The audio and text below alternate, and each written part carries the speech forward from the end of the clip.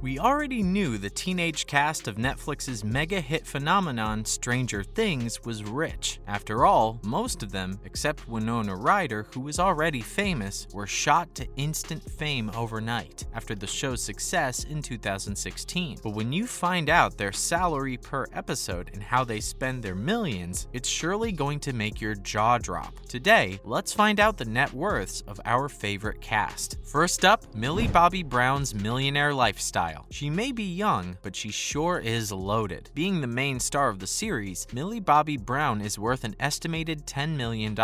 She was reportedly making $30,000 per episode for the first 2 seasons, while for season 3, she earned $350,000 per episode. Putting that into perspective, that's over $250,000 per episode. With seasons 4 and 5, Brown's expected to continue to cash in high until the very end. But how does she spend all those millions? When Millie was 16, she did what literally any rich 16-year-old would do. She scored herself multiple fancy cars, including a $70,000 Mercedes-Benz V-Class Marco Polo, a $27,000 Mini Cooper, and a special Cadillac Escalade that's worth over $100,000. Millie also has 2 different homes, one for her family in London and the other for filming the show in Atlanta. And that's not all. She's also constantly seen wearing high-end luxury brands. Her designer handbags are most notable. She's been spotted with $2,700 Louis Vuitton shearling handbags and Gucci's $1,145 mini GG bag. Perks of being rich. How much do the rest of the younger kids earn? Apart from Millie Bobby Brown, Gaten Matarazzo, who plays Dustin, is the richest of the younger Stranger Things cast. Even if Hollywood hasn't grabbed onto him yet like some of his other co-stars, his beloved role has earned him a reported $5 million.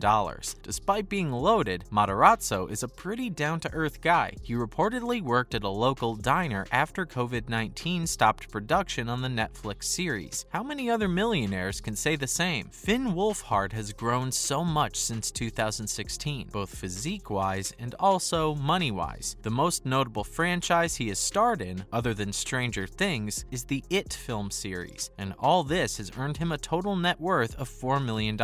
With $250,000 per episode on the Netflix show, his life is looking pretty solid for a person who's only 19. Just like Finn and the rest of the gang, Caleb McLaughlin also has his per episode salary of $250,000. His net worth is estimated to be $3 million.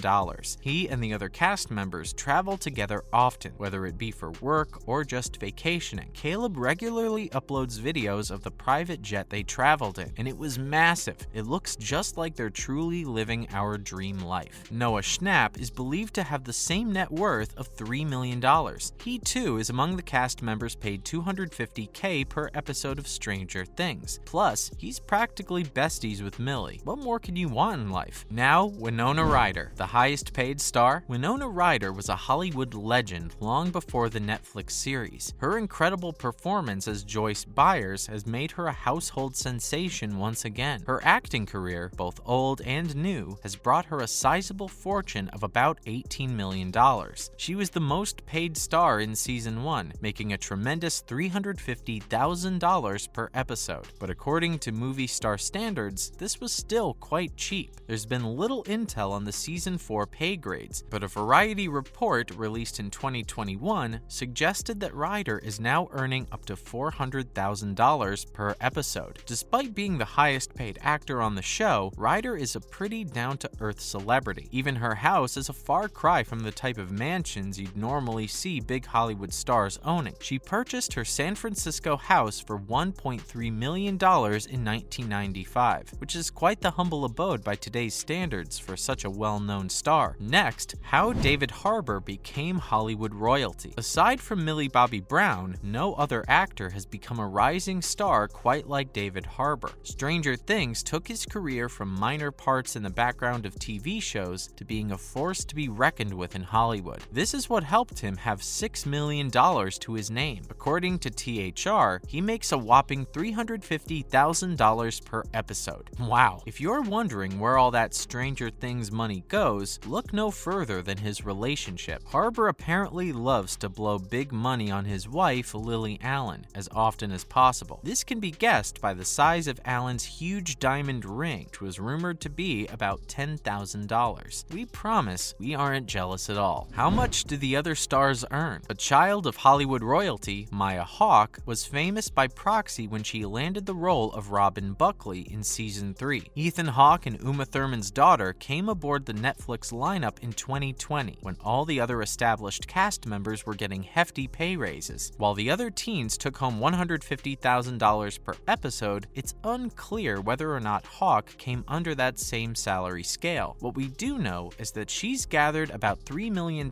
from the show. Even if her net worth might not be close to her parents yet, Hawke is slowly but surely establishing herself in the acting world. Joe Keery stands a net worth of $2 million, with his salary being reported as $250,000 per episode. Our Steve Harrington has been seen wearing Dolce & Gabbana suits that are over $8,000, and Prada ensembles that also go for over $10 grand altogether. Not to mention, he's a low-key rock star. There's a chance he might actually be cooler than Steve himself. Jonathan Byers is a pivotal character in the Stranger Things storyline, so it was quite disappointing to learn that Charlie Heaton was initially cast as a Tier C actor, meaning he got paid less than his co-stars, but soon he was able to prove himself worthy of getting paid more because in season 3 he was able to negotiate a solid $250,000 per episode. This boosted his net worth to a whopping $4 million.